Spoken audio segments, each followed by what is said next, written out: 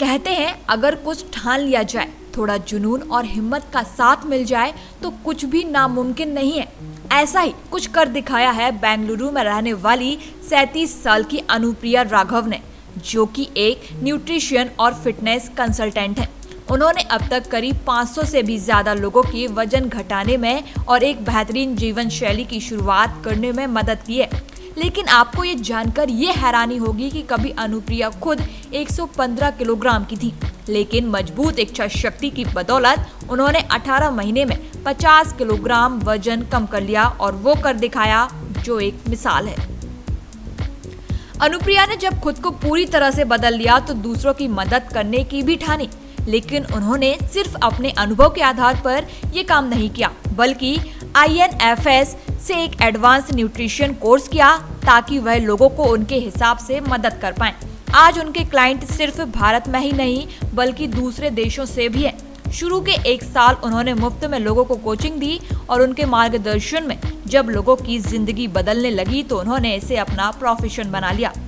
इससे पहले वह बतौर IT प्रोफेशनल काम करती थी।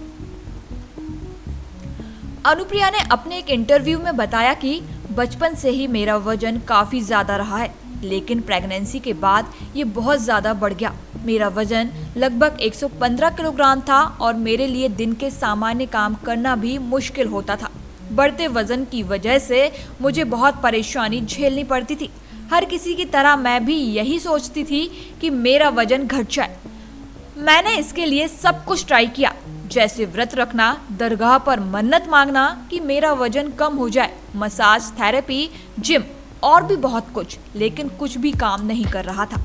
अनुप्रिया ने आगे बताया कि प्रेगनेंसी के बाद जब मेरा वजन 115 किलो पहुंच गया और मुझे अपनी बेटी के साथ खेलने कूदने में या दिन के सामान्य काम करने में परेशानी होने लगी, तो मुझे लगने लगा कि ऐसा कुछ करना है जिससे कोई फायदा हो। उस दौरान मैं शर्तिया वजन घटवाने वाले लोगों से बचकर ऐसा कुछ ढूंढ रही थी जो कर पाना संभव हो। मुझे सोशल मीडिया पर एक ग्रुप मिला जो फिटनेस और हेल्दी लाइफस्टाइल को प्रमोट करता है। इस ग्रुप में मुझे बहुत से लोगों से प्रेरणा मिली। इसके बाद मैंने पीछे मुड़कर नहीं देखा। अनुप्रिया अपनी डाइट और एक्सरसाइज को लेकर बताती हैं कि फिटनेस के लिए सिर्फ नियमित एक्सरसाइज करना काफी नहीं है। इसके लिए जरूरी है कि अपने खाने पीने की आदतों में भी बदलाव किया जाए। वजन घटाने के लिए मैंने कोई डाइटिंग नहीं की, बल्कि एक संतुलित डाइट ली।